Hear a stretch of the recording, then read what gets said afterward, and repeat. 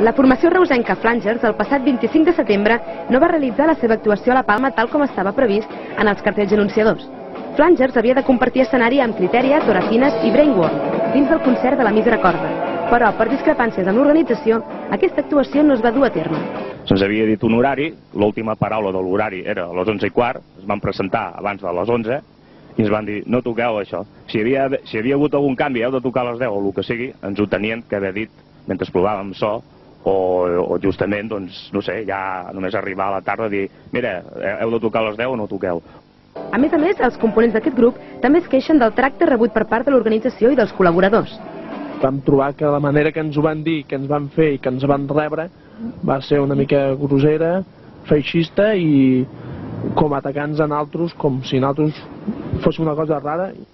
Flangers culpa directament a la coordinadora de músics i grups de música de Reus i comarca del fet de no haver actuat aquella nit i manifesten la seva decisió de deixar de pertànyer a aquesta coordinadora. Responsabilizamos enteramente a la coordinadora y como miembros de la coordinadora, el grupo Flangers, pues hemos decidido abandonar la coordinadora.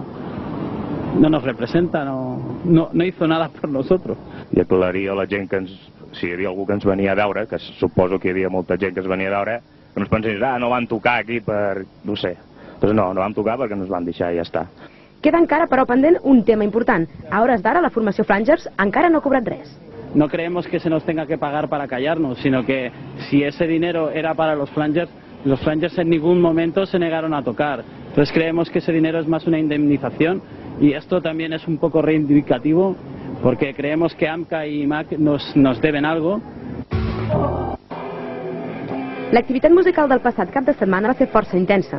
El divendres 1 d'octubre, a la veïna població de Vilallonga del Camp, van actuar 3 formacions de les nostres contrades.